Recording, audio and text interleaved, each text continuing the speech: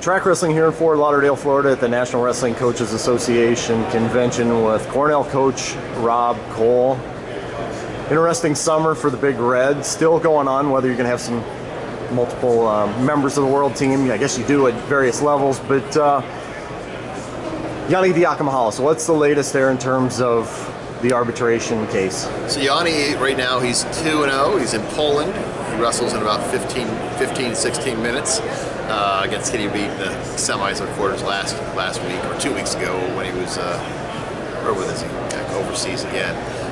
But that just, so right now we won against, they filed a motion to dismiss, and we won that, so it's going to go to arbitration. I believe that's the 8th. They'll probably decide almost the next day.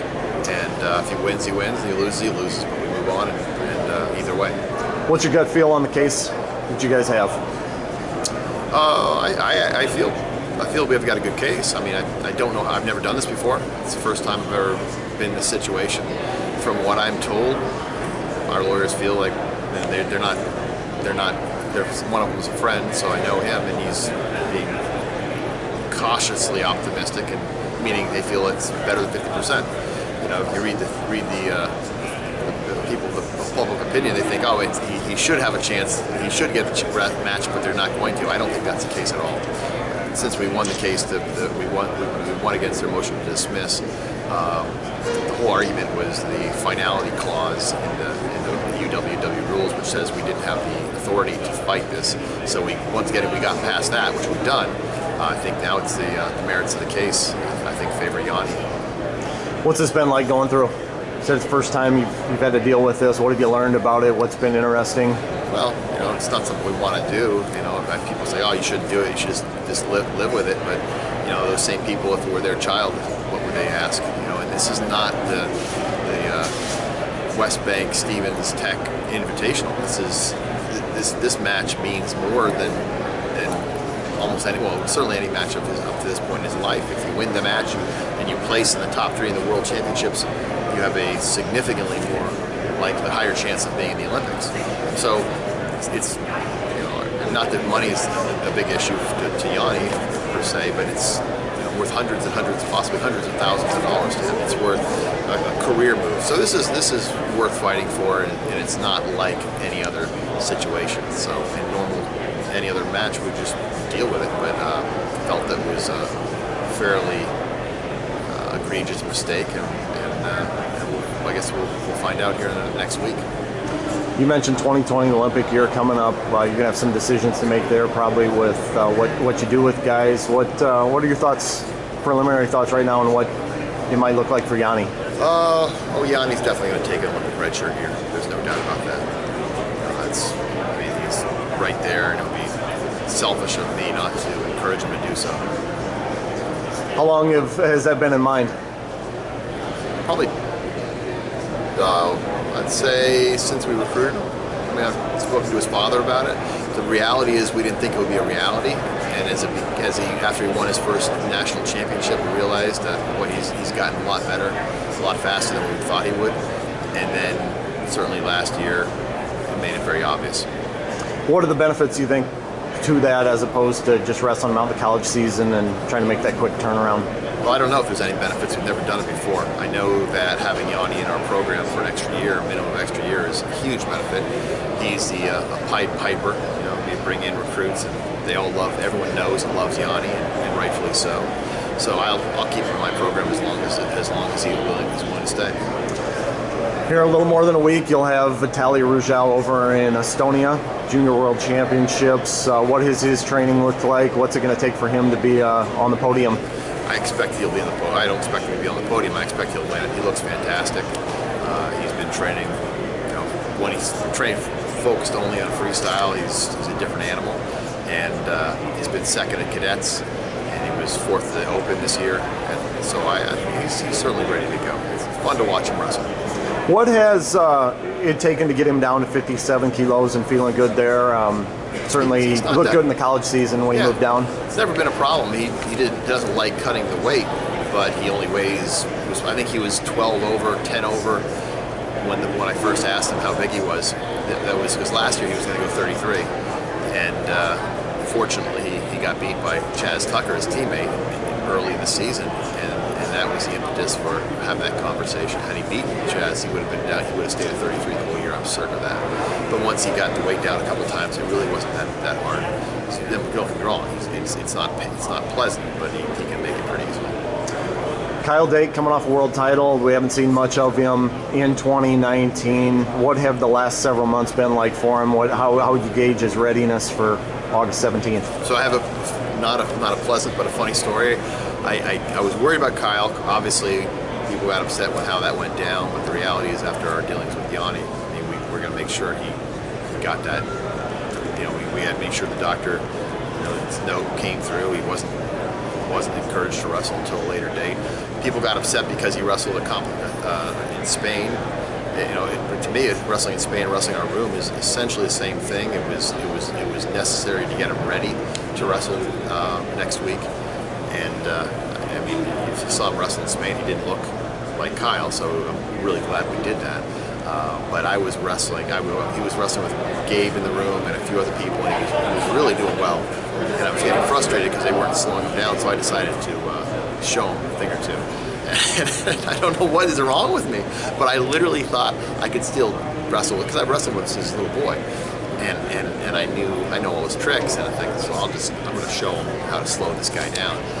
And it was the first time in my life that I actually feared of getting hurt.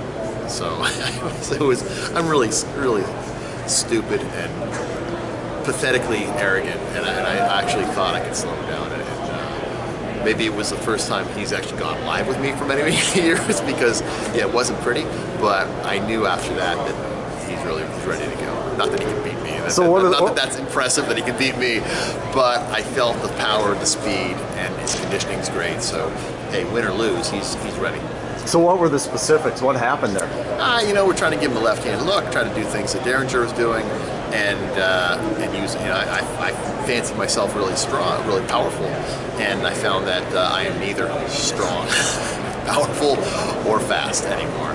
And it took me down about 3 times in maybe 10 seconds, and then I went back to a right-hand lead, and he took me down. Took me down about 3 times in 20 seconds. So. He's ready to go. You guys lost a big piece of your lineup last year when Ben Darmstadt went down. He had such a great freshman season. How is he coming along? Where are you at with him? Yeah, the good thing is we lost Ben Darmstadt and replaced him with an All-American, Ben Honus, who actually walked down. He's going to grad school at Syracuse and walked on the football team and made the football team. So that's really kind of an interesting story. Yeah, but Ben looks fantastic. You'd be a big surprise this year. You'll probably see him at 84. And I would be very surprised if he doesn't win the whole thing this year. Is Max Dean going up then? Max Dean, we'll see what Max Dean does this year, yeah. Okay. South Beach Duels. We're in the same venue right now that South Beach Duels were in a year ago.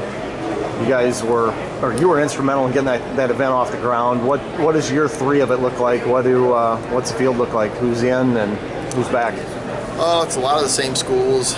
Honestly, we were trying to we had plenty of upper level schools. We were looking for some lower level schools, and don't take this the wrong way, Presbyterian and Little Rock and some schools that we're trying to, get into schools that people, when they come down here, you don't want to have 4 brutal matches. If you're Michigan State and you're building your program and you have the Big Ten schedule, you don't want every other team to be that tough.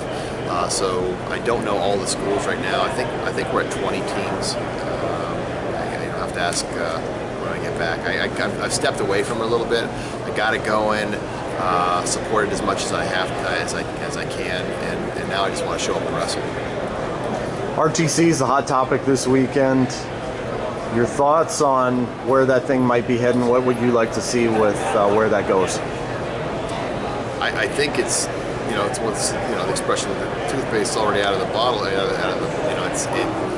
If you go back to the old days and you go to what it's considered, and people don't know the difference between a local sports club and an RTC. Well, you can do almost the same things with a local sports club. If you have the money, you can do more. And I'm afraid that, but you can't, as a coach, I wouldn't be allowed to do anything with the local sports club. So the schools that don't have as much money, their coaches can't coach the local sports club. Whereas Penn State's, Cornell's. If the club was to hire a coach or 50 coaches, which they could do anything they want to do.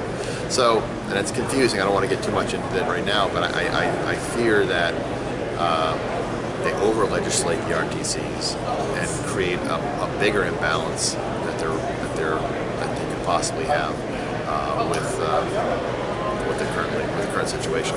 I don't think it's as broken as people think it is. I think we're getting great results. You know, they complain that the teams are dominant. Well, guess what? Iowa was just as dominant without the RTCs, more dominant than Penn State has ever been. And it's always been the same cast of characters. And the teams that have RTCs have not dropped wrestling programs. Instead, they've been growing. So I used to feel that way, but I don't feel that way now. It is at the same time I'm saying that, it's the bane of my existence because I have to raise an inordinate amount of money, resources to support our RTC, but you know, I'm okay with it. What are maybe some bullet points you would like to see with it in terms of reform? Obviously, the one area I don't want to see is where they get into paying the athletes. That's where I draw the line. You're paying athletes to replacing, basically supplanting scholarships or adding scholarships through the RTC. You know, we've heard a lot of rumors of some schools doing certain things. I don't necessarily believe it. I actually, you know, I'm of the mindset that, you know, you don't try to hold everybody down by legislating mediocrity. You know, figure out what they're doing and do the same thing up to a point. You know, I don't think you should be able to give, you know, a regional training center should just be able to pay someone $50,000 to be a training partner as a collegiate athlete. But by the same token, I do think a guy like Yianni should be able to take money if he wins the U.S. Open, if he wins tournaments. I think he should, you know, if it's coming from USA Wrestling and things like that, I think it should be a lot less restrictive. How much do you think they've helped with what USA Wrestling's done here in the last several years? Which is at a correlation. I don't think you can point a finger to anything but the RTCs. I mean, it's a direct result of having Yianni grow up and come to our training center since he was a young boy. Now they're going to say 17. I mean, come on, you don't create Olympians at 17 years old. You create them when they're 10 years old. And you know, that was one of the pieces of legislation I heard coming out of yesterday. You got to be kidding me. So yeah, I think that goes against everything that was good with the RTCs. NCAA championships moving into US Bank Stadium up in Minneapolis next year. Football stadium, first time, I guess, since 1997 at the Uni Dome, but even bigger. Yeah. Your thoughts on that, and is that the direction that college wrestling needs to go long term, or what's the balance there? I hope so, but I think we might have bitten off more than we can chew. I'm a little worried about that. I saw the NCAA tournament in basketball, same place, looked fantastic.